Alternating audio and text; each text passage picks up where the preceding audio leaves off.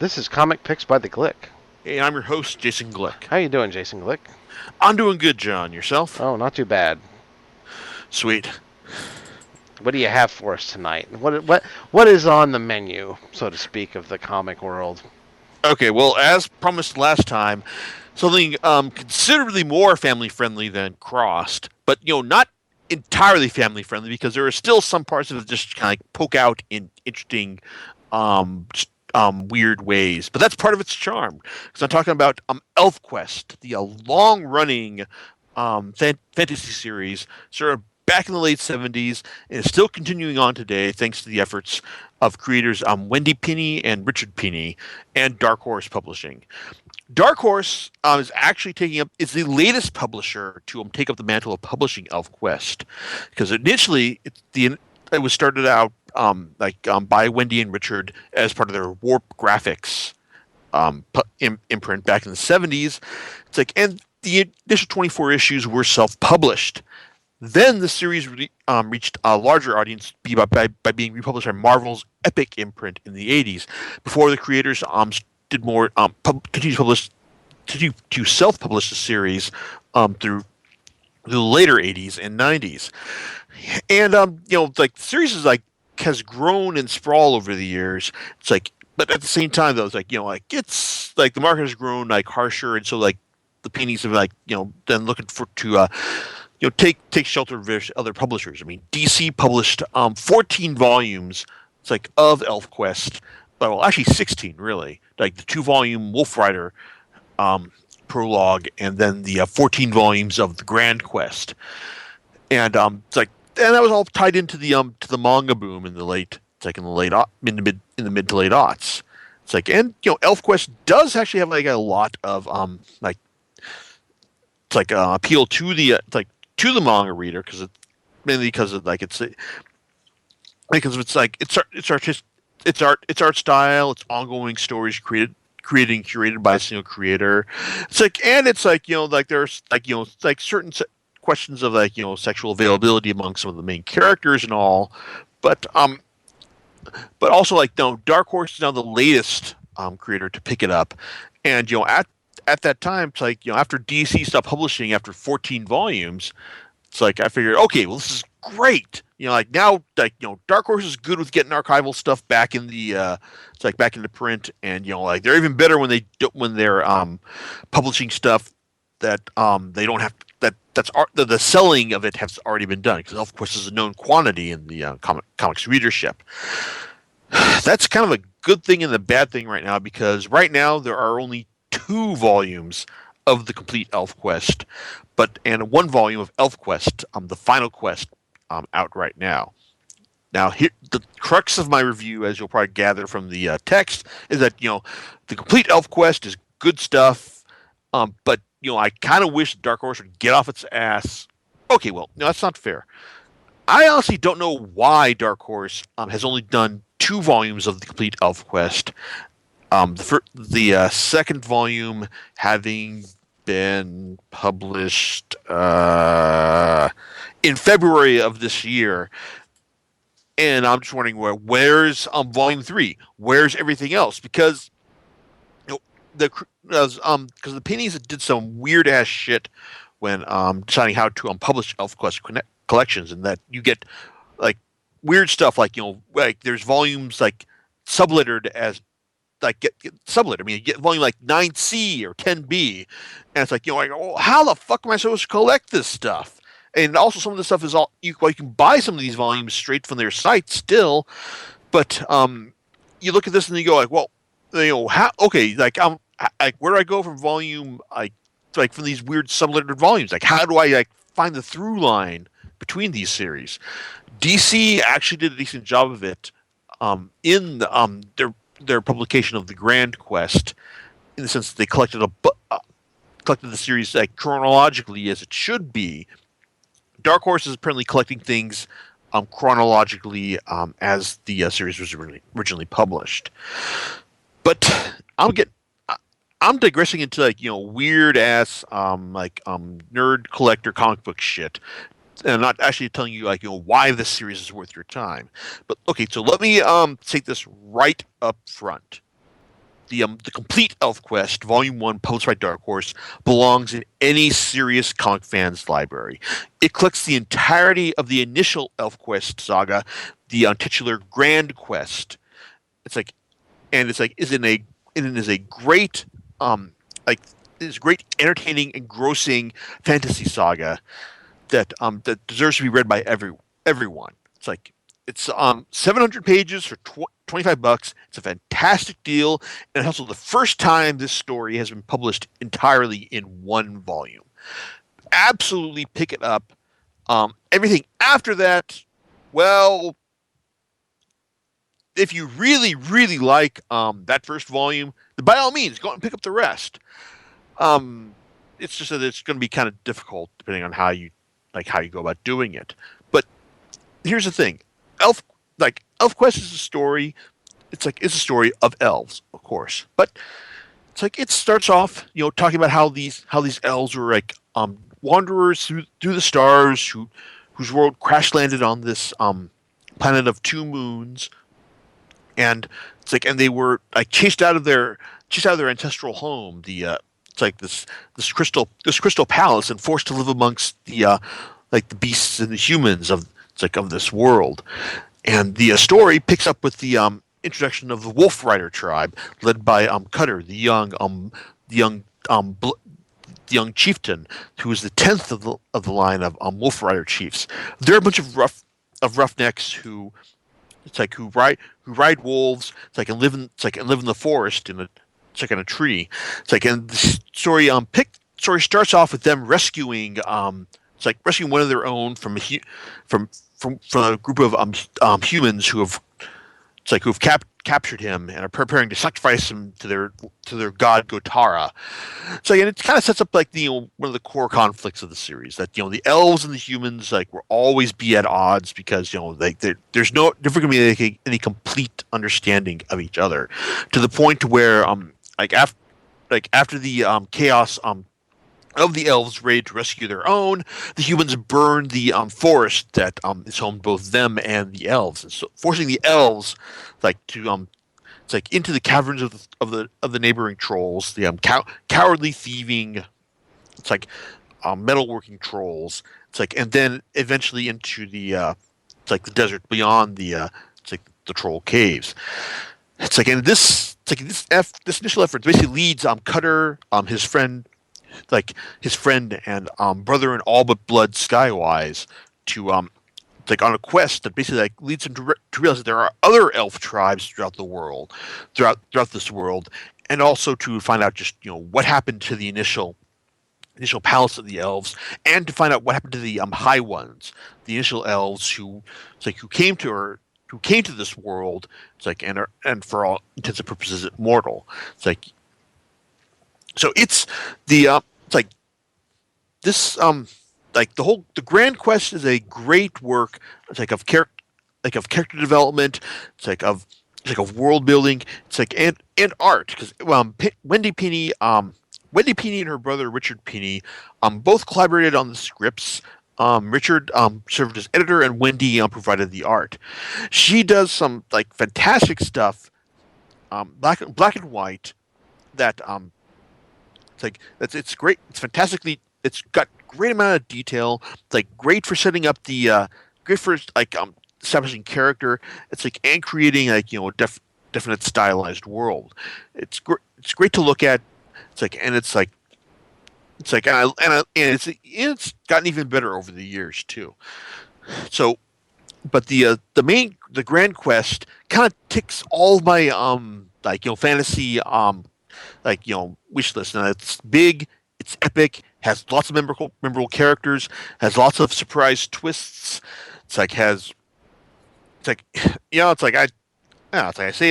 all my fantasy checklists, but it's I just kind of like big epic.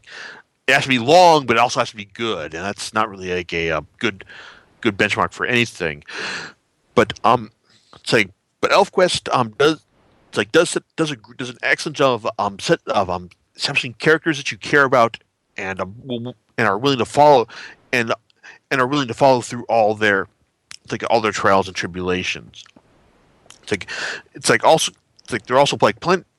plenty of memorable moments, such as when they come face to face with the elves, the group of elves, the group who live in Blue Mountain, and they find that not all elves are kind and welcoming. That they even got it's like some who are just have grown bitter and hateful over the years, like Winnowill, the healer whose gifts have turned. It's like who gifts has turned to grown to fester and turn towards hate over the years and becomes a series big bad. It's like over the course of several volumes. I mean the first volume, the Grand Quest, like I said, real worth having in your library. Like if you're a serious comics fan, just see this is the kind of stuff that that the self publishing movement birthed in the 70s. That you hey like we this is like we were given they were showing off stuff that was only different from the main superhero stuff that was being published at the time, but also really good and really well thought out as well. It's fantastic, and I recommend it to everyone. Then you get to the and also actually it's also worth noting that the this first volume is it's a solid complete story. You don't have to follow anything else afterwards, but if you do, there's a whole host of stuff after that. Particularly when you get to the the second volume of the Complete ElfQuest, which collects Siege at Blue Mountain and the Kings of the Broken Wheel.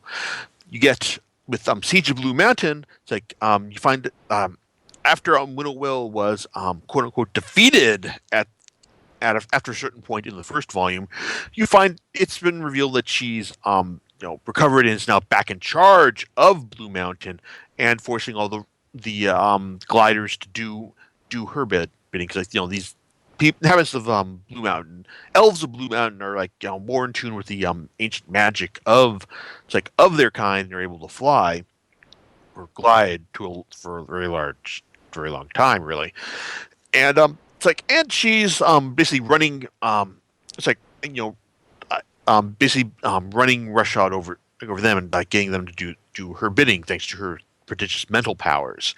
You also but Cutter and his crew, well, and one of the key plot points in the first volume, one of his tribe members, Dushine, recognized recognition in ElfQuest is basically like when two elves basically kind of realize that we are meant to be soulmates, and while they can have kids normally, recognition basically means you're going to have lots of special and meaningful kids. It's like because of this relationship. One of his tribe's members and cousins, Dushine, recognized with Tildak, I think one of the members of the Blue Mountain tribe who had been grafted into someone who could fly with leathery wings by Winnowill. It's like they had a kid together, and now this kid has been kidnapped and is being held captive by type of Winnowill and for her own ends at Blue Mountain. So basically you've got a big conflict going right there. It picks up the conflict from the first volume pretty well enough.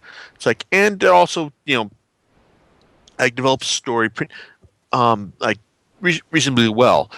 It's a solid continuation is what I'm saying. It's not, I wouldn't say it's sets my world on fire, but it's if you're gonna extend a closed story, it's you could do a lot worse than Siege to Blue Mountain. Then you get Kings of the Broken Wheel, and well, it's kind of confused in the sense that its main plot is driven by Cutter's son, Suntop, and his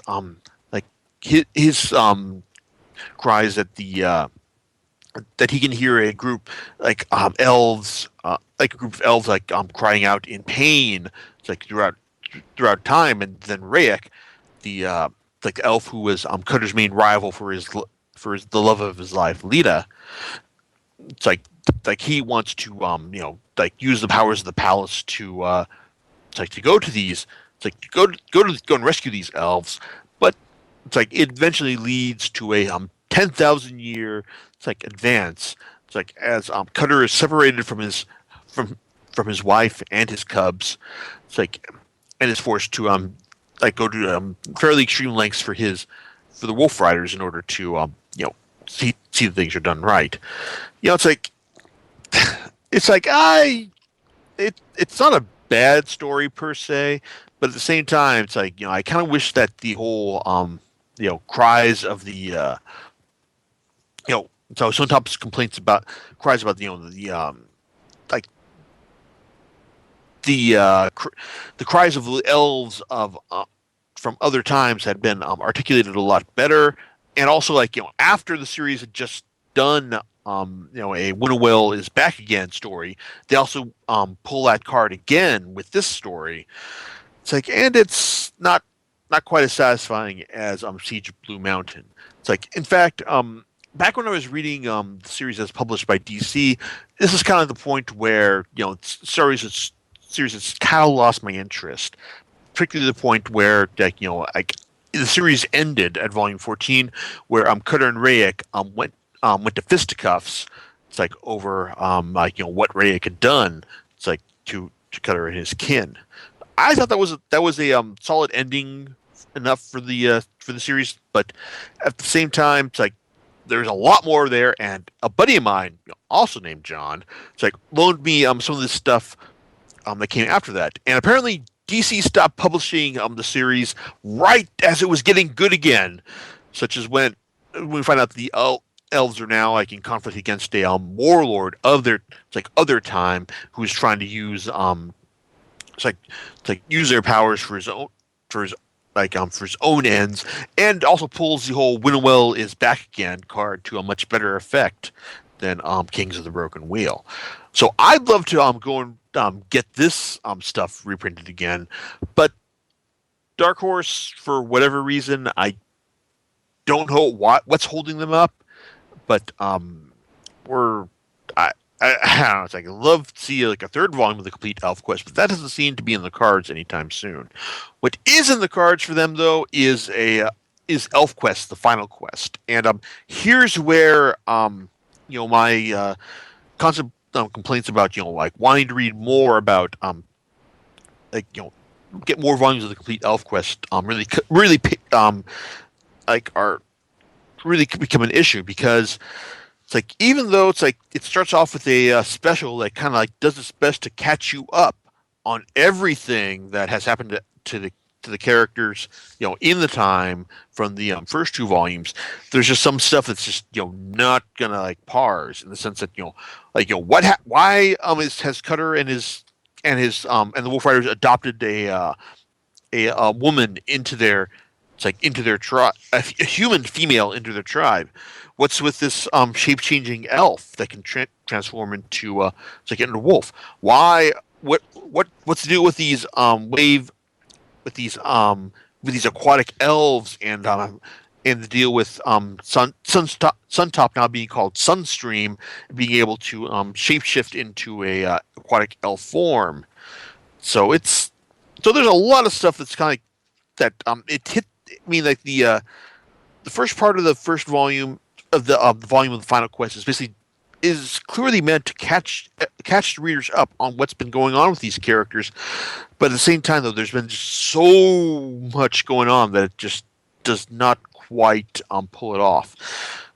That kind of carries over into the into the first volume of the final quest proper, and since you're constantly feeling that you're joining a story in media res. It's like, which is true, but if the stuff that's like it's based off it that's leading into it isn't available, then you're kind of screwed. So it's like there are some good points with the with the final quest. Wendy Penny's art is just as fantastic to look at as ever.